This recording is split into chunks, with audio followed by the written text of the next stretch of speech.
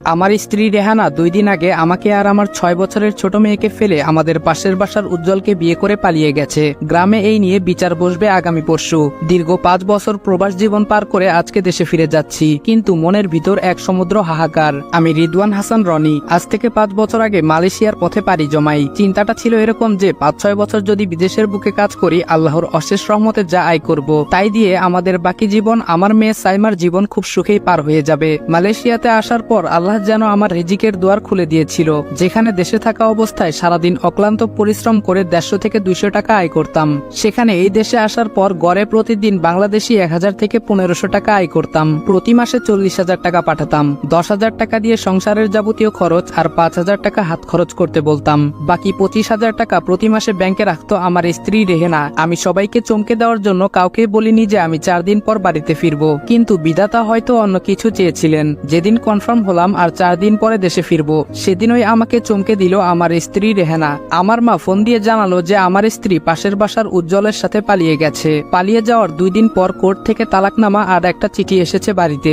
বগুড়া জেলার ছোট একটা গ্রামে আমাদের বাড়ি। রেহানার সাথে আমার বিয়েটা ছিল প্রেমের। আমার বাবা মা সহজে মেনে নিলেও রেহানার বাবা এলাকার ধনী ব্যক্তি হওয়াতে আমাদের বিয়ের পর তিনি রেহানার সাথে সমস্ত সম্পর্ক ছিন্ন করে। এমনকি ওই বাড়ির কেউ আমাদের সাথে কোনোদিন দেখা করা কিংবা কথা বলার সাহস পেত না। অবশ্য এতে রেহানার কোনো আফসোস ছিল না। সে বারবার বলতো, রেদওয়ান, জীবন একটাই, এক জীবনে ভালোবাসার মানুষকে ছাড়া বেঁচে থাকবো এটার মানেই হয় না। তাই বাবা মাকে ছেড়ে দিতেও রাজি, কিন্তু তোমাকে ছাড়তে পারবো না। এখন বুঝতে পারছি যে আমার জন্য নিজের বাবা মাকে ছেড়ে দিতে পারে, সে যখন তখন আমাকেও ছেড়ে দিতে পারবে। আর সেটাই হলো আমার সাথে।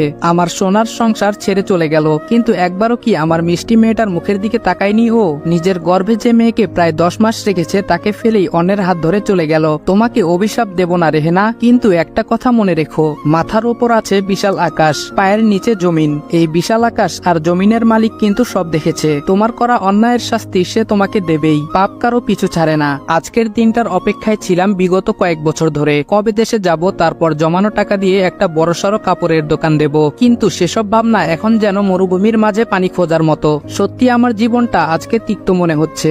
একটা কথা আছে, সুখে থাকতে ভূতে কিলায়। আমার স্ত্রীর অবস্থাটাও ঠিক তাই হবে। উজ্জ্বলের মতো লম্পটকে বিয়ে করা ওর জীবনের সবচেয়ে বড় ভুল। যাক, সে বিষয়ে এখন ভাবার সময় নেই। এখন এয়ারপোর্টের উদ্দেশ্যে রওনা দেই। ব্যাগ গোছাতে গিয়ে হঠাৎ নেকলেসটা হাতে পড়লো। মালয়েশিয়াতে প্রায় 15,000 দাম নিয়েছে, যেটা বাংলাদেশের টাকায় 3 লক্ষের একটু বেশি হয়। হ্যাঁ, এটা আমার স্ত্রীর জন্যই কিনেছি, কিন্তু এখন আমার স্ত্রী যে নেই। যাই হোক, এখন তাড়াতাড়ি গুছিয়ে এয়ারপোর্টের উদ্দেশ্যে রওনা দেই। পিঠে একটা ব্যাগ আর হাতে একটা ব্যাগ নিয়ে গ্রামের মাটিতে পা দিলাম। মনে হয় কিছুক্ষণ আগে হালকা বৃষ্টি হয়েছে। গ্রামে পা দিতেই নিজের জন্মভূমির চিরচেনা সেই মিষ্টি গন্ধে মন ভরে উঠেছে। মেটে রাস্তা হওয়াতে রাস্তার মাটিও কিছুটা নরম হয়ে গেছে। পায়ের জুতা খুলে একটা পলিথিনের ব্যাগে নিলাম। হেঁটে চলেছি বাড়ির উদ্দেশ্যে। কিছু দূর যেতে ছোটবেলার বন্ধু রাকিবের সঙ্গে দেখা। রাকিব বলল, বন্ধু, তোর বউকে তো উজ্জ্বল খেয়ে দিল। কি বলবো আমি, কিছুই তো বলার নেই আমার মুখে যেন কেউ তালা লাগিয়ে দিয়েছে। রাকিবের দিকে তাকিয়ে ঠোঁট কিঞ্চিত প্রশস্ত করে একটা মৃদু হাসি দিলাম। আমাকে আর মাথা উঁচু করে চলা মানায় না, তাই মাথাটা নিচু করে রাকিবের সামনে থেকে বিদায় নিয়ে হাঁটতে লাগলাম। পেছন থেকে রাকিব বলল, রেদওয়ান, আমার কথায় কষ্ট পাইলেও কিছু করার নেই দোস্ত। গ্রামের প্রত্যেকটা মানুষ এর থেকেও বাজে কথা তোকে শোনাবে। তোর মেয়েটাকে দেখলে সবাই কি বলে জানিস? 12 ভাতারির মেয়ে। গতকাল এই নিয়ে 2-1 জনকে মেরেছিও। পরশু সন্ধ্যায় যে বিচার বসবে সেখানে আমার কথাও উঠবে। যাই হোক, আগের কথাগুলো বলার জন্য দুঃখিত দোস্ত। তুই আমার ছোটকালের বন্ধু, নিজের ভাইয়ের সমান। ইচ্ছা ছিল তোকে দেখলে বুকে জড়িয়ে ধরবো, কিন্তু তোকে কষ্ট দেওয়া লাগলো। এর কারণ হচ্ছে তোর সহ্য ক্ষমতা বাড়ানো। রাকিবকে একটু বুকে জড়িয়ে ধরতেই মন বলছিল। আসলেই তো এর থেকেও বাজে বাজে কথা শোনা লাগবে আমাকে। আবারও রাকিবের দিকে তাকিয়ে মৃদু একটা হাসি দিয়ে বাড়ির পথে এগিয়ে যেতে লাগলাম। ওই দেখ, 12 ভাতারির প্রথম ভাতার যাচ্ছে। রাস্তা দিয়ে হাঁটার সময় পাশের দোকান থেকে কেউ একজন কথাটা বলে উঠলো, 5 বছর আগে যখন বিদেশে গিয়েছিলাম তখন এখানে কোনো দোকান ছিল না। বেশ ভালোই মনে আছে, এই জায়গায় বিরাট একটা গর্ত ছিল। এই পাড়ার সবাই এই গর্তের মধ্যে আবর্জনা ফেলতো। সময়ের বিবর্তনে আবর্জনার গর্ত এখন পরিণত হয়েছে চায়ের দোকানে। অবশ্য এদের কথার ইঙ্গিত দেখে এটা এখন আমার কাছে চায়ের দোকান মনে হচ্ছে না। খালি চোখে দেখলে মনে হবে এটা একটা চায়ের দোকান, কিছু মানুষ বসে আছে, কিন্তু অন্তর দিয়ে দেখলে দেখা যাবে আবর্জনার রান্নার স্তূপের উপর মানুষরূপী কিছু আবর্জনা বসে আছে, যাদের খেয়ে দিয়ে কাজ নেই, শুধু অন্যের মাথার উপর বাঁশ ভাঙার জন্য বসে থাকে। আমাকে থামিয়ে দিয়ে কে কথাটা বলেছে বোঝার চেষ্টা করছি। কণ্ঠ শুনে মনে হলো উত্তরপাড়ার রমিজ। এখনো মনে আছে আমি যখন দেশে ছিলাম এই রমিজ পাশের বাড়ির একটা মেয়ের সাথে অসভ্যতামি করার জন্য গ্রামের বিচারে মাথা টাক ও চুনের পানি মাথায় ঢেলে দেওয়া হয়েছিল। ওর দিকে তাকিয়ে একটা মুচকি হাসি দিলাম। রমিজ হয়তো আমার এই হাসির অর্থ বুঝে গেছে, তাই সে মাথা নিচু করে নিল। আর এতক্ষণ যারা ওর কথায় হাসাহাসি করছিল তারাও ভদ্র ছেলের মতো শান্ত হয়ে গেল। বাস্তবতা বড়ই অদ্ভুত। তুমি ঘোর অন্যায় করলেও নিজের দোষ চোখে পড়বে না, কিন্তু অন্যের ধুলো পরিমাণ ভুলকে তুমি পাহাড় সমান বড় করবে। যাই হোক, এখন এসব আবর্জনার সাথে কথা বলার ইচ্ছা নেই, তাই নিজের বাড়ির দিকে রওনা দিলাম। বাড়িটা বাইরে থেকে দেখছি যেমন রেখে গেছি তেমনই আছে, তবে চালের টিনগুলো নতুন। সূর্যের আলো যখন টিনের উপর পড়ছে নতুন টিনগুলো হীরার মতো চকচক করছে। বাড়ির ভেতর প্রবেশ করে দেখলাম পাড়া প্রতিবেশী কিছু মহিলা মায়ের পাশে বসে আছে, বাবার আশেপাশে চাচারা বসে আছে। আমার মেয়েটা ওর ফুফুর কাছে রয়েছে। আমাকে প্রথম আমার মেয়ে বাড়ির ভেতরে ঢুকতে দেখে সে আব্বু বলে ফুফুর কোল থেকে নেমে দৌড়ে আমার কাছে চলে আসে। হাতের ব্যাগটা মাটিতে রেখে মেয়েকে কোলে তুলে নিলাম। 2 দিন মা পাশে নেই, তাই মেয়েটার মুখখানা একদম শুকনো লাগছে। মেয়ে বলল, আব্বু, আম্মু আমাকে ফেলে চলে গেছে, তুমিও কি চলে যাবে? আমি মেয়ের কপালে একটা চুমু দিয়ে বললাম, আব্বু এবার বিদেশ থেকে একেবারে চলে এসেছে, এবার সে তার পিচ্চি পরিটাকে ফেলে কোথাও যাবে না। মায়ের দিকে তাকিয়ে দেখলাম আঁচল মুখে নিয়ে নিজের কান্না আটকানোর বিচার চেষ্টা করছে। ছোট বোন সুমাইয়া এগিয়ে এসে বলল, ভাইয়া কেমন আছিস তুই? বাড়ির সবাই জানে আমার মন খারাপ কিংবা কষ্ট লাগলে রুক্ষতা নিয়ে একটা মুচকি হাসি দেই, এখনো তাই করলাম। বোন বলল, জানি তুই ভালো নেই ভাইয়া, তবুও 5টা বছর পর তোর সাথে দেখা হচ্ছে, তাই এই কথাটা বলতেই হয়। আবারও মুচকি হাসি দিলাম, তবে এবার চুপ না থেকে কিছু কথাও বললাম। আল্লাহ আমাকে খুব ভালো রেখেছে রে বোন, আগামীতেও ভালো রাখবে। বোন বলল, ভাইয়া এত বড় ঘটনা ঘটে যাওয়ার পরও বলছিস তুই ভালো থাকবি? বোনের কথা শুনে বরাবরের মতো আবারও মিষ্টি হাসি দিয়ে বললাম, আল্লাহ যা করেন তার বান্দার ভালোর জন্যই করেন। আমি যদি আমার ধৈর্য হারিয়ে ফেলি তাহলে আমার ঈমান দুর্বল হয়ে যাবে বোন, তাই সদা আল্লাহর কাছে শুকর গুজার করি। বোন আর কোনো কথা না বলে ব্যাগ 2টা নিয়ে চলে গেল। আমি মেয়েকে কোলে নিয়ে মায়ের কাছে গেলাম। আমি বললাম, মা তুমি কেমন আছো? আমার কথার উত্তর দিতে পারলো না মা, হু হু করে কেঁদে উঠলো। আমি বললাম, মা এমন ভাবে কেঁদো না, আদৌ কি এমন কিছু ঘটেছে যার জন্য এভাবে কান্না করতে হবে? মা বলল, তুই কেমন আছিস বাবা? আমি বললাম, আলহামদুলিল্লাহ মা, আমি খুব ভালো আছি। মা বলল, এসব কি হয়ে গেল? যাকে মেয়ের মতো ভালোবাসতাম সে আমাদের সাথে এত বড় বেইমানি করলো কিভাবে? আমি বললাম, মা এখন এসব আজে বাজে চিন্তা বাদ দাও। বাবার সাথেও হালচালের কথা বলে মেয়েকে সুমাইয়ার কাছে দিয়ে নিজের ঘরে ফ্রেশ হতে চলে গেলাম। ড্রেসিং টেবিলের সামনেই আমার রেহানার আর আমাদের মেয়ে সাইমার একটা ছবি রয়েছে, মালয়েশিয়া যাওয়ার 2 দিন আগে তোলা ছবিটা। মেয়েটার বয়স তখন 1 বছর। ছবি উঠতে হলে যে ক্যামেরার দিকে তাকাতে হয় তখন সেই বুদ্ধি ওর হয়নি। তবুও রেহানার ইচ্ছা ছিল আমি চলে গেলেও এই ছবিটা দেখবে আর মনে হবে যে আমি ওদের সাথে আছি। আসলে কি থেকে কি হয়ে গেল আমি কিছুই বুঝতে পারছি না। এটা কোনো দুঃস্বপ্ন মনে হচ্ছে। ঘুমটা ভেঙে যাক, আমার সুন্দর দিনগুলো ফিরে আসুক। কিন্তু আফসোস সেসবের কিছুই হবে না। একদিন পর গ্রামে বিচারের মজলিসে বসে আছি। আমি, বাবা, রেহানার বাবা, উজ্জ্বলের বাবা, গ্রামের গণ্যমান্য ব্যক্তিরা আর এসব দেখে মজা মারতে আসা গ্রামের অন্যান্য সাধারণ লোকজন। বিচার কার্য শুরু হলো। প্রথমেই মোড়ল সাহেব কথা বললেন, স্বামী যদি স্ত্রীর চাহিদা পূরণ না করতে পারে তাহলে সেই স্ত্রী স্বামীকে ছেড়ে দিতেই পারে। তাই আমার দৃষ্টিতে রেদওয়ানের বউ অন্যের সাথে বিয়ে করেছে এটাকে আমি খুব একটা খারাপ ভাবে নিচ্ছি না। আমি বললাম, চাচা বলতে পারেন আমি কোন দিক থেকে আমার স্ত্রীকে অভাবে রেখেছিলাম? মোড়ল বলল, রেদওয়ান মিয়া তুমি মোটামুটি শিক্ষিত ছেলে, আশা করি আমার কথার মানেটা বুঝতে পেরেছো। আমি টাকা পয়সা বা সম্পদের কথা বলিনি, একটা মেয়ের আরো কিছু চাহিদা আছে। আমি বললাম, চাচা বিদেশে যাওয়ার কথা সেই প্রথম আমাকে বলেছিল, আমি বলি নাই। আমি বলেছিলাম মাঠের 1 বিঘা জমি আছে ওটা বিক্রি করে একটা ব্যবসা করি, কিন্তু সে আমাকে বলেছিল না তুমি বাইরে যাও, সেখানে অনেক টাকা আয় করবে, তারপর আমাদের ভবিষ্যৎ জীবন সুখের হবে। মোড়ল চাচা উজ্জ্বলের বাবাকে উদ্দেশ্য করে বলল, জমির ভাই তোমার কি মতামত? উজ্জ্বলের বাবা বলল, আমার কোনো মতামত নেই আফজাল ভাই, ছেলে প্রাপ্তবয়স্ক হয়েছে, তার নিজের সিদ্ধান্ত নেওয়ার অধিকার আছে, এতে আমার কথা বলার কিছুই নেই। আমার শ্বশুর জীবনে কোনোদিন আমার সাথে কথা বলেনি, এমনকি নিজের পরিবারের কাউকেও কথা বলতে দেয়নি, কিন্তু আজকে যে সে আমার পক্ষ নিয়ে কথা বলবে আমি তা ভাবতেই পারি নাই। রেহানার বাবা বলল, মেয়েটাকে কোনোদিন চুল পরিমাণ কষ্ট দেয়নি, ছোট থেকে আদর দিয়ে বড় করেছি, ছোটখাটো দোষগুলো চোখে পড়তো না, পড়ার কথাও না। বাবা মা ছেলে মেয়ের ছোটখাটো ভুল ত্রুটি খুব একটা বুঝতে পারে না, এটাই প্রকৃতির নিয়ম। আমাদের ক্ষেত্রেও তার ব্যতিক্রম হয়নি, মেয়ের দোষ খুঁজে পেতাম না। যাই হোক, মেয়ে বড় হলো, নিজ হাতে বিয়ে দেব চিন্তা করলাম, কিন্তু আমার সে স্বপ্নটা স্বপ্নই রয়ে গেল। আমার মেয়েটা এই ছেলেটাকে বিয়ে করলো, আমাকে দেখিয়ে বলল আমার শ্বশুর। বাবা হিসেবে আমার একটু রাগ করা স্বাভাবিক কিনা, সেজন্য মেয়ে জামাইয়ের সাথে কথা বলতাম না, কিন্তু কিন্তু মনে মনে খুশি হতাম যে আমার মেয়েটা রেদওয়ানের মতো সৎ একজন মানুষকে জীবনসঙ্গী হিসেবে পছন্দ করেছে। আমার অবাধ্য হওয়ার জন্য মেয়ে জামাইয়ের সাথে কথা না বলা, আবার ভালো ছেলের সাথে মেয়ের বিয়ে, এই নিয়ে বেশ দ্বিধাদ্বন্দ্বে থাকতাম। কবে যে এমন করতে করতে 7টা বছর পার হয়ে গেছে বুঝতেও পারিনি। ভেবেছিলাম রেদওয়ান ফিরে এলে ধুমধামের সাথে জামাই বরণ করব আমরা, কিন্তু আমার হতভাগী মেয়েটা এটা কি করলো, হীরা ফেলে কাচের টুকরার পেছনে চলে গেল।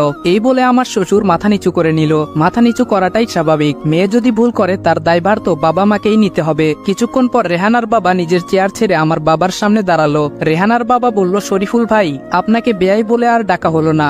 যখন সব রাগ মুছে মেয়ে জামাইকে নিয়ে ভালো থাকতে চাইলাম, আর এসব কি হয়ে গেল। অবশ্য এর জন্য সব দোষ আমার। আমি আমার মেয়ের কোনো দোষ ভালো করে চোখ দিয়ে দেখিনি। আমি আপনার সামনে দাঁড়িয়ে আছি, এখন আপনি আপনার পায়ের জুতা খুলে আমার মুখের উপর একের পর একটা আঘাত করতে থাকুন। যতক্ষণ আপনি ক্লান্ত না হবেন আমাকে আঘাত করবেন। বাবা ওনার হাত ধরে বলল, এ কি বলছেন বেয়াই সাহেব, আপনি এখনো আমার বেয়াই আছেন। কারণ হলো আপনার নাতনি সাইমা। আমাদের সম্পর্কটার একটা মজবুত বন্ধন হলো আমাদের নাতনি। বাবার কাছ থেকে আমার দিকে এগিয়ে এসে আমার হাত ধরে বললেন, আমাকে মাফ করে দিও বাবা, আমার মেয়েকে আমি সভ্য বানাতে পারিনি। আমি সেই মুচকি হাসি দিয়ে বললাম, দোষী আপনি না, দোষী হলাম আমি। আমার উচিত ছিল আপনার অনুমতি নিয়ে বিয়েটা করা, কিন্তু সেটা না করে ভালোবাসার কালো অন্ধকারে চলে গিয়েছিলাম। তাই তো আল্লাহ তাআলা আমাকে এটার শাস্তি দিলেন। রেহানার বাবা বলল, আমি এবার কোনো ভুল করিনি বাবা। আজকে দুপুরে আমি কোর্ট অফিসে গেছিলাম, সেখানে গিয়ে আমার সমস্ত সম্পত্তি আমি আমার নাতনির নামে লিখে দিয়েছি। আমি বললাম, না, আমাদের করুণা করবেন না, আমি ওর বাবা। আল্লাহ আমাকে যা দিয়েছেন তা দিয়ে আমার মেয়েকে বড় করব। তিনি আমার হাত ধরে বললেন, এটা সাইমার হক বাবা, ওর প্রাপ্য ওকে দিয়েছি, এখানে করুণার কিছু নেই, যার অধিকার তাকে দিয়েছি। আমি এখানে আর কথা বলতে চাই না। তাছাড়া গ্রামে এই বিচার কিসের, এটাই আমার মাথায় আসছে না। যে গেছে সে গেছেই, এখন এখানে আলোচনা করলে কি সে ফিরে আসবে? আর যদি ফিরে আসেও তাহলে আমি কি মেনে নিব? না, সেটাও কোনোদিন না। তাহলে গ্রামের লোকজন জড়ো করার মানে হলো গ্রামের বাকি সবাইকে চায়ের দোকানে কিংবা পাড়ার মহিলাদের পুকুরে একসাথে গোসল করতে গিয়ে মজা করার ব্যবস্থা করে দেওয়া। তাই গ্রামের মানুষজনের বিনোদন দেওয়ার উপকরণ বন্ধ করে সবাই যার যার বাড়ির উদ্দেশ্যে রওনা দেই। আমার মেয়েটাকে এখানে নিয়ে আসিনি, কারণ কেউ না কেউ ওর মায়ের নামে খারাপ কথা বলতে পারে। তখন ওর মায়ের নামে বলা বাজে কথাগুলো সারা জীবন ওর মনে গেঁথে থাকবে। রেহানার সাথে এই গ্রামে অনেক স্মৃতি। সন্ধ্যার আগে চুপি চুপি দেখা করা, ওর জন্য বাজার থেকে ঝালমুড়ি কিংবা বাদাম কিনে নিয়ে যাওয়া, শীতের দিন টাটকা রস জোগাড় করে কুয়াশার সকালে একসাথে খাওয়া। ভাবলেই বুক ফাটা একটা দীর্ঘশ্বাস ছাড়া কিছু করার থাকে না। কালকেই চলে যাব এই গ্রাম থেকে, কালকেই আমার মেয়েকে নিয়ে এই গ্রাম থেকে চলে যাব। বাবা মাকে দেখার জন্য সুমাইয়া তো আছেই। ঢাকায় গিয়ে নিজের একটা পাকাপোক্ত জায়গা পেলে ওদেরকেও নিয়ে যাব। পরের দিন সকাল 8:40-এর ট্রেনে ঢাকার উদ্দেশ্যে রওনা দিলাম। আমাদের সিট ছিল বগির ঠিক মাঝখানে। আমাদের সামনে আমাদের মুখোমুখি আরো এক জোড়া সিট আছে, কেউ বসেনি ওগুলোয়। একটু পর দুইজন সিটে এসে বসলো, একজন মহিলা এবং একজন পুরুষ। অবশ্য পুরুষ না বলে যুবক ছেলে বলাটা যথার্থ, কারণ মেয়েটার থেকে ছেলেটার বয়স 5 বছর কম। ভাবছেন এসব জানলাম কি করে? হ্যাঁ, ঠিক ধরেছেন, সামনে দুইজনের একজন আমার স্ত্রী। না না, স্ত্রী না, উনি তো স্ত্রী ছিলেন। একজন আমার সাবেক স্ত্রী এবং অন্যজন তার নতুন স্বামী। আমার মেয়েটা হঠাৎ নিজের মাকে দেখে বলে উঠল, আম্মু তুমি চলে এসেছো, কিন্তু এই খারাপ আঙ্কেলটার কাছে কেন আছো? আব্বুর পাশে এসে বসো। মেয়ের কথা শুনে রেহানা কিছুটা বিব্রতকর পরিস্থিতিতে পড়ে গেল। এদিক সেদিক তাকাতে লাগলো, যাতে করে আশেপাশের সিটের লোকজনকে বোঝাতে পারে মেয়েটা অন্য কাউকে ডাকছে। কিন্তু আমার মেয়েটার বয়স মাত্র 6 বছর। মায়ের জন্য ওর মায়া তো থাকবেই। তাই সে আবার বলল, আম্মু তুমি এদিক ওদিক তাকাচ্ছ কেন? আমি তো তোমাকেই ডাকছি। রেহানার পাশ থেকে উজ্জ্বল বলে উঠল, তোর আম্মু মরে গেছে। এটা তোর আম্মু না, এটা আমার বউ। ট্রেনের ভেতরেই রেহানার সাথে। ছি, ভাবতেও ঘৃণা লাগছে। আমি মানুষ চিনতে এতটাই ভুল করলাম।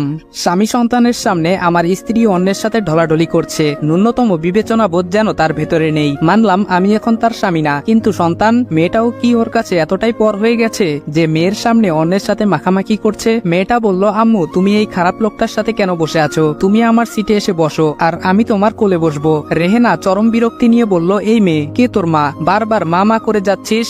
মেয়ের বয়স 6 বছর, খুব একটা অবুঝ বলা চলে না। এখনকার যুগে 3 বছরের মেয়েরও যথেষ্ট বুদ্ধি হয়। আমার মেয়ের ক্ষেত্রেও তার ব্যতিক্রম হয়নি। মায়ের এরূপ আচরণে সাইমা নিজেকে সামলে নিয়ে বলল, সরি আন্টি, আপনার চেহারাটা দেখতে একদম আমার মায়ের মতো, তাই হয়তো আপনাকে দেখে আমার মা মনে হয়েছে, আমাকে মাফ করে দেবেন। রেহেনার দিকে তাকিয়ে দেখলাম মেয়ের কথায় তার যেন বিন্দুমাত্র আফসোস বা কষ্ট কাজ করছে না। বিরক্ত দৃষ্টি নিয়ে ট্রেনের জানালা দিয়ে বাইরে তাকিয়ে আছে। জানি সে মেয়ের কথায় একটু না, বেশ খানিকটা বিরক্ত। এবার কিছু উচিত কথা বলা দরকার, তাই গলা ঝেড়ে নিয়ে বললাম, রেহেনা, সরি, নাম ধরে ডাকার অধিকার তো আর নেই। আমার 5 বছরের প্রবাস জীবনে যত টাকা পাঠিয়েছি সেটা তো আমার হাতে তুলে দেওয়া আপনার দায়িত্ব, তাই না? আমার কথার কোনো উত্তর দিল না। আমি এবার উজ্জ্বলকে উদ্দেশ্য করে বললাম, উজ্জ্বল, তুমি আমার স্ত্রী, মানে তোমার বর্তমান স্ত্রীর থেকে 4-5 বছরের ছোট। সেই হিসেবে তুমি আমার অনেক ছোট। তাই একজন বড় ভাই হিসেবে বলছি, তোমার স্ত্রীকে বলো আমার উপার্জনের সমস্ত টাকা আমাকে ফিরিয়ে দিতে। এবার যেন আমার কথাটা রেহানার গায়ে বেঁধে গেল। সে বলল, কেউ তোমার টাকা নেয়নি। ওকে। আমি বললাম, তাহলে আমার উপার্জন করা টাকাগুলো কোথায় গেল? রেহানা বলল, সেটা আমি কিভাবে জানবো? আর হ্যাঁ, আমি কারো টাকা নিয়েছি এটার প্রমাণ কারো কাছে নেই। ওর বলা কথা শুনে মাথায় যেন আগুন উঠে গেল। রাগের বশে নিজের সিট থেকে উঠে ওর সামনে গিয়ে ঠাস করে একটা চড় দিলাম। উজ্জ্বল আমার কলার ধরলে ওকেও মারতে লাগলাম। আমি যেন দিশেহারা হয়ে গেছি, মাথায় রক্ত চেপেছে। আমার সমস্ত সুখ, টাকা পয়সা, আমার ভালোবাসা সব এই অমানুষটার জন্য হারিয়ে গেছে। আচ্ছা, অমানুষ কি শুধু উজ্জ্বল? না না, ও একা কিভাবে হয়? ও যতটা অপরাধী তার সমান অপরাধী রেহানা। ট্রেনের গার্ডে থাকা পুলিশ এসে আমাকে উজ্জ্বলের থেকে আলাদা করলো। আমি বললাম, ছাড়ুন আমাকে, ওকে আজকে আমি খুন করব। আমার চোখের সমস্ত ঘুম কেড়ে নিয়ে আমাকে ও শেষ করে দিয়েছে। আমার বলা কথার পাল্টা জবাব দিয়ে উজ্জ্বল বলল, দেখুন না, এই লোকটা আমার স্ত্রীকে আজে বাজে ইঙ্গিত করছিল। আমি প্রতিবাদ করায় আমার উপর ঝাঁপিয়ে পড়েছে, এমনকি আমার স্ত্রীর উপরেও হাত তুলেছে। পুলিশ ভালোভাবে উজ্জ্বল আর রেহানার দিকে তাকালো, অনেকটা ভ্রু কুচকে বলল, আপনার স্ত্রী মানে? উনি তো আপনার থেকে বেশি বয়সের মনে হচ্ছে। উজ্জ্বল কিছুটা ইতস্ত হয়ে আবার নিজেকে স্বাভাবিক করে নিয়ে বলল, এটা হলো ভালোবাসা। যেখানে ভালোবাসা আছে সেখানে বয়স কোনো বিষয় না। এই বলে রেহানাকে নিজের কাছে টেনে নিল। রেহানা নিজেও নির্লজ্জের মতো আবার উজ্জ্বলের বুকে ঢলে পড়ল।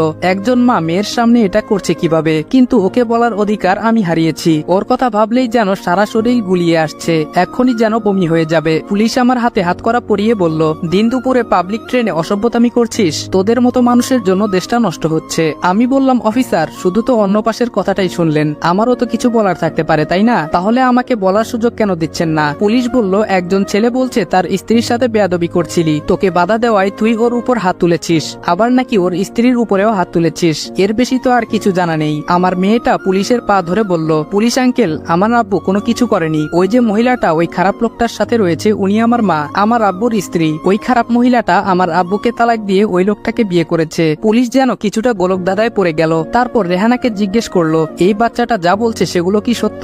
রেহানা সম্পূর্ণ অস্বীকার করে বলল, কেউ একজন আপনাকে বলে দিল যে সে আমার মেয়ে, আর আপনি মেনে নেবেন? কেউ একজন বলে দিল সে আমার স্বামী ছিল, আর আপনি মেনে নিলেন? এদের কাউকে আমি চিনি না। আমরা তো অভিযোগ দিয়েছি তারা আমাদের সাথে অসভ্যতামি করেছে। বিশ্বাস না হলে বাকিটা আশেপাশের সিটের লোকজনের কাছে শুনুন। আমি জানি আশেপাশের লোকজন রেহানার কথার সাথেই তাল মিলাবে। যদিও তারা কিছুই শোনেনি, তবুও তারা আমাকে আরো বেশি দোষী বানাবে। কেউ কেউ পারলে 2-1 লাইন বেশি জুড়ে দেয়। মানুষ বড়ই অদ্ভুত প্রাণী। চোখে দেখা জিনিসের থেকেও কানে শোনা বা মানুষের মুখের কথা নিয়ে ভাবে বেশি। আমাকে আর আমার মেয়েকে ট্রেনের ওই বগি থেকে পুলিশ তাদের কাছে নিয়ে গেল। উদ্দেশ্য ঢাকায় নেমে আমাকে জেলে দেওয়া। রেহানার সামনে থেকে যাওয়ার সময় বলেছিলাম, এই পৃথিবীর মালিক যিনি, বিচার করবেন তিনি। তার চোখ ফাঁকি দেওয়ার ক্ষমতা একটা পিঁপড়ারও নেই। আর তুমি তো মানুষ। আজকে যেই মেয়েকে তুমি অস্বীকার করলে, একদিন এই মেয়েকে পাওয়ার জন্য তুমি নিজের মাথা ঠুকরে মরবে। তবুও সেদিন তুমি মেয়েকে পাবে না, কারণ জন্ম দিলেই মা হওয়া যায় না। মা এমন একটা শব্দ যেটা জন্ম দেওয়ার সাথে সম্পর্কযুক্ত না। একজন জন্ম দিয়েও মা হতে পারে না, আবার আরেকজন জন্ম না দিয়েও মা হয়ে যায়। তুমি প্রথম ক্যাটাগরিতে পড়ো, জন্ম দিয়েও মা হতে পারোনি।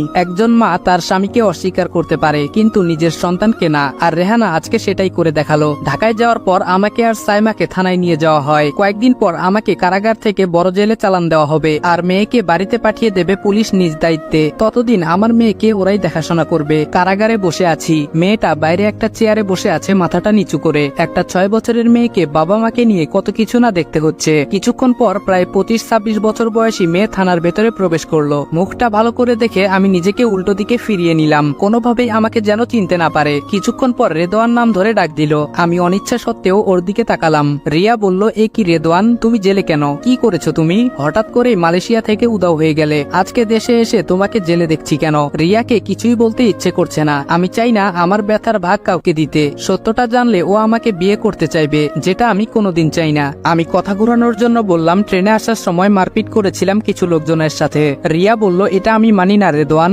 তুমি আর মারামারি, এটা কোনোদিন বিশ্বাস করব না। একজন অফিসার রিয়ার হাতে একটা ফাইল দিয়ে বলল, এই নিন ম্যাডাম আপনার ফাইল, আমরা সবকিছু ভেরিফাই করে দিয়েছি, আপনি কালকে থেকে আপনার অফিস শুরু করতে পারেন। আর হ্যাঁ, এই লোকটাকে কি আপনি চিনেন? রিয়া বলল, হ্যাঁ, উনি আমার ফ্রেন্ড। অফিসার বলল, ফ্রেন্ড? কিন্তু ও তো আপনার থেকে বয়সে। রিয়া বলল, ফ্রেন্ড হওয়ার জন্য বয়স লাগে বুঝি? এখন বলুন ওকে কেন অ্যারেস্ট করেছেন? যদিও ও আমাকে বলেছে একটা ঘটনা যেটা আমি বিশ্বাস করি না। অফিসার বলল, ম্যাডাম আপনার এই বন্ধু ট্রেনের ভেতর অন্যের স্ত্রীর সাথে অসভ্যতামি করেছে। শুধু তাই নয়, ছেলেটার সাথে হাতাহাতিও করেছে। রিয়া বেশ খানিকটা অবাক হলো। আমার মুখের দিকে ভালোভাবে তাকিয়ে দেখার চেষ্টা চেষ্টা করছে আসলেই এই কাজ আমি করেছি কিনা, মুখে কি কিছু লেখা আছে নাকি যে ও সব বুঝতে পারবে। রিয়া বলল, রেদওয়ান, অফিসার যা বলছে তা কি সত্যি? চেয়ার থেকে আমার মেয়েটা উঠে এসে রিয়ার এক হাত ধরে বলল, আন্টি আপনি একটু আমাদের সাহায্য করুন, আমার আব্বু কারোর সাথে বেয়াদবি করেনি। রিয়া বলল, কে তুমি মামনি? আমি বললাম সে আমার মেয়ে। রিয়া এবার সাইমাকে কোলে তুলে নিয়ে সারা মুখে চুমু খেতে লাগলো, এরপর সমস্ত মুখে হাত বুলিয়ে দেখছে, জানি না কেন মুখে হাত বুলাচ্ছে।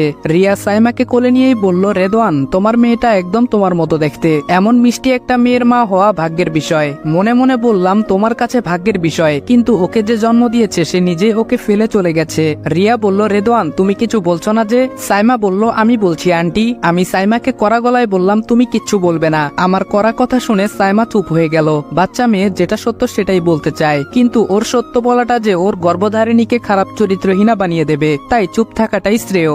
রিয়া সাইমাকে বকা দেওয়াটা ভালোভাবে নিল না। রিয়া বলল, রেদওয়ান এতটুকু মেয়েকে কেন বকা দিচ্ছ তুমি? রিয়াকে কিভাবে বুঝাই আমি? রিয়া সাইমাকে কোলে নিয়ে বাইরের দিকে গেল। এর মানে আমি ভালোই জানি সাইমা ওকে সব সত্য বলে দিবে, নিজের মায়ের ক্যারেক্টার সার্টিফিকেট দিবে। কিছুক্ষণ পর রিয়া আর সাইমা ফিরে এলো। রিয়ার চোখ দুটো ভেজা ভেজা, হয়তো একজন মায়ের তার সন্তানকে ফেলে চলে যাওয়ার কথাটা শুনে কেঁদেছে, সন্তানের সামনে মায়ের অন্যের সাথে ঢলাঢলি করার কথা শুনে কেঁদেছে। সাইমা 6 বছরের মেয়ে, সব বিষয় খুব সহজেই ওকে বলতে পারবে জানি, তবুও জিজ্ঞাসা করলাম, রিয়া তোমার চোখে পানি কেন? তুমি কি কেঁদেছো? রিয়া পার্স থেকে টিস্যু পেপার বের করে ভালো করে চোখ মুছে নিল। রিয়া বলল, না আমি কাঁদছি না রেদওয়ান, তোমার সাথে এত কিছু ঘটে গেল আর তুমি ফোন দিয়ে আমাকে জানালেও না। আমি মুচকি হাসি দিয়ে বললাম, কি বলবো? আমার বউ অন্যের সাথে পালিয়ে গেছে, এটা বলবো?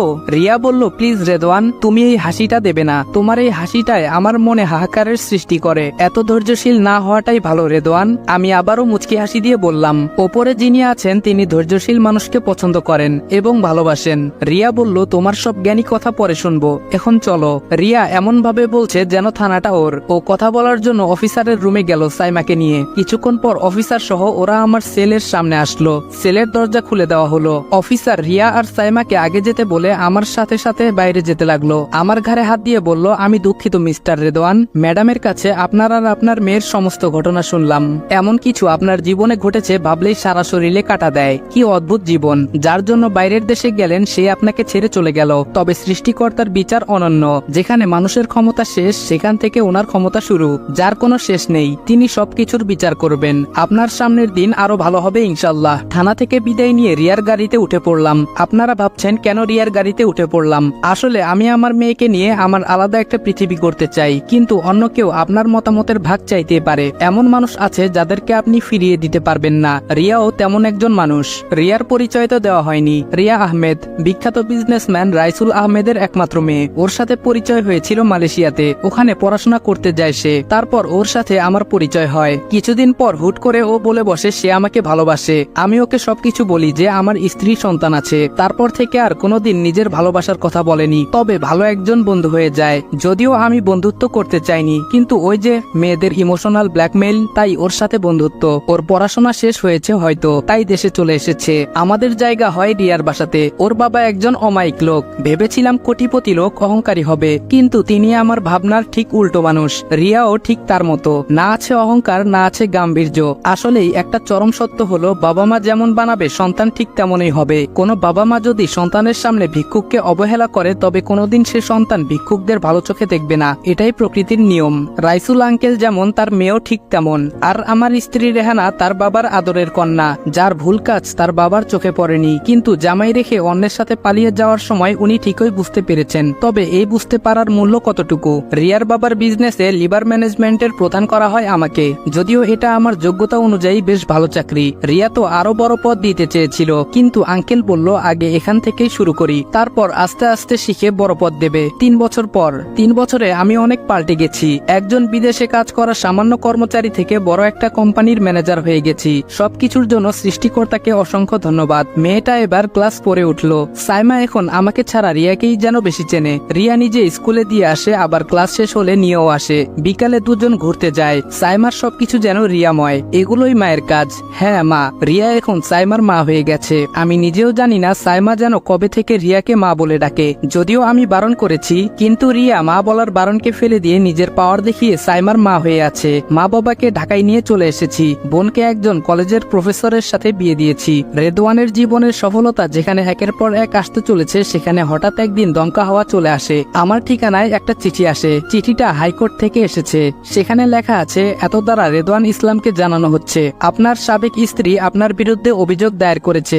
আপনি আপনাদের মেয়েকে নিজের কাছে জোর করে রেখে দিয়েছেন, তাই আগামী 25 তারিখ কোর্টে হাজির হওয়ার আদেশ দেওয়া হলো। চিঠিটা পড়ে সারা দেহ ঘামতে থাকলো। আমার মেয়েকে তাহলে আমার কাছ থেকে কেড়ে নেবে রেহানা? কিভাবে থাকবো আমি? 9 বছরের মেয়ে আমার। মা যতই দোষ করুক, একবার হাত বাড়ালে তার কাছে চলে যাবে। আমার সাইমাও কি আমাকে ছেড়ে চলে যাবে? বাবার ভালোবাসাকে ফেলে ওর মায়ের কাছে চলে যাবে? কোর্টে যাওয়ার পর জজ বলল, সাইমা মামুনি তুমি কার কাছে থাকতে চাও? সাইমা বলল, আমি মায়ের কাছে থাকবো। আমি জানতাম এমন কিছুই হবে, মেয়ে মায়ের কাছেই থাকতে চাইবে, এটাই নিয়ম। আমার জীবনের হাহাকার আরো এক ধাপ এগিয়ে গেল। রেহানার মুখ খুশিতে ভরে উঠল। আসলেই কি দুনিয়ার বুকে সুখ নামক জিনিসটা আমি আর পাবো না? আল্লাহ কি সারা জীবন আমার পরীক্ষা নিয়ে যাবেন? পাশ কি কোনোদিন করবো না? রেহানা হাসি মুখে মেয়ের সামনে গিয়ে বলল, আমি জানতাম তুই আমাকে ছাড়া থাকতে পারবি না। আয় সোনা, আমার কাছে আয়। কিন্তু রেহানার কথা শুনে সাইমার ভিতর এক বিন্দুও পরিবর্তন দেখা গেল না। রেহানা বলল, আমার কাছে আয়। এবার সাইমা মুখ খুলল। সাইমা বলল, আপনি কে? জজ বললেন, উনি তো তোমার মা, যার কাছে এখন থেকে তুমি থাকতে চাও। সাইমা বলল, না, উনি আমার মা না। আমার মা ওই যে আমার বাবার পাশে বসে আছে। রিয়ার দিকে চোখ পড়তেই দেখলো ছলছল চোখের পানিগুলো গাল বেয়ে নিচে পড়ছে। কষ্টের পর সুখের অনুভূতিগুলোই এমন। রিয়া ভেবেছিল যে সাইমা ওর আসল মায়ের কাছে চলে যাবে, তবে রিয়ার ভাবনা ভুল ছিল। রিয়া নিজেই যে আমার মেয়ের আসল মা হয়ে উঠেছে। সাইমার কথা শুনে রেহানা যেন আকাশ থেকে পড়ল।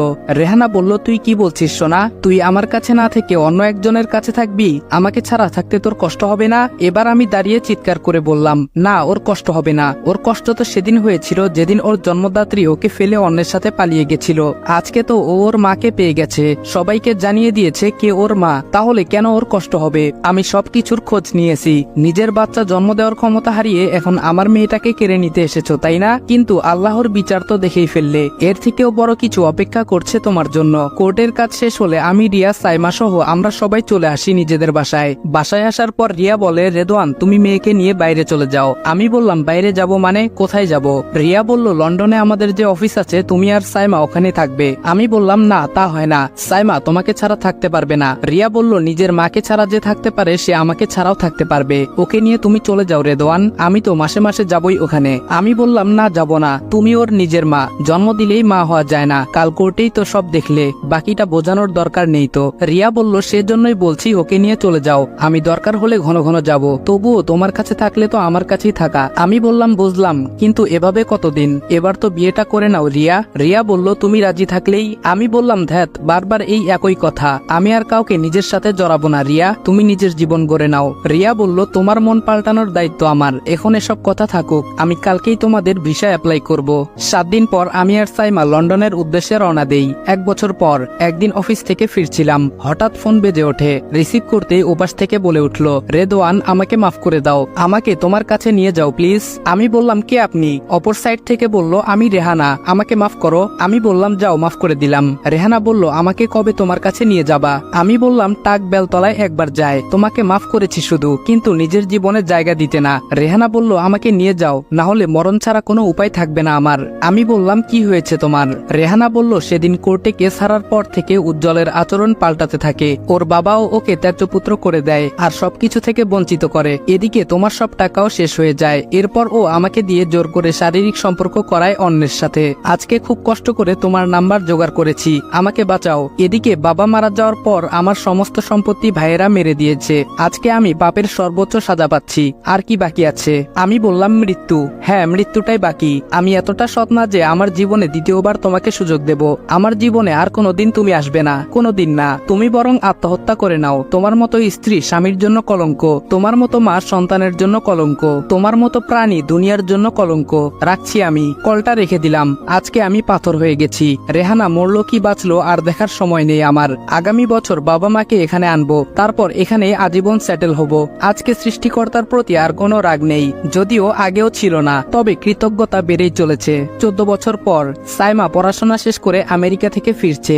আমি, মা, বাবা আর রিয়া আনতে যাচ্ছি এয়ারপোর্টে। আপনাদের মাথায় একটা কথা নিশ্চয়ই ঘুরছে যে রিয়া হয়তো অন্য কোথাও বা আমাকে বিয়ে করে নিয়েছে। না, ও কাউকে বিয়ে করেনি, অন্য কোথাও করেনি আর আমার সাথেও করেনি। তবে মেয়ে লন্ডনে ফিরে আগে আমার আর রিয়ার বিয়ে দেবে, তার কথা শুনতেই হবে, কিছুই করার নেই। তবে হ্যাঁ, যে মেয়ে আমার জন্য জীবনের 20 বছর অপেক্ষা করতে পারে তাকে আর ফিরিয়ে দেওয়া যায় না। অন্তত বুড়ো বয়সে গল্প করার মানুষ পাবো। আর কদিনই বা বাঁচবো, বয়স তো 50 প্রায় হয়েই গেল। রিয়াকে আর অপেক্ষা করাবো না, আমি ওর ভালোবাসার কাছে পরাজিত। ভেবেছেন রেহানা কেমন আছে? আসলে ওর খোঁজ আর নেওয়া হয়নি। সেদিন ওকে বলেছিলাম ও মরলে আমার কিছু যায় আসে না। রিয়া অবশ্য ওর বিষয়ে কিছু বলতে চেয়েছিল, আমি বলতে দেইনি। জানার ইচ্ছা নেই ও কেমন আছে। মরুক বা বাঁচুক আমার কি, ভালো থাকবো মেয়েকে নিয়ে। যে আমাকে সত্যিকারের ভালোবেসেছে সেই রিয়াকে নিয়ে।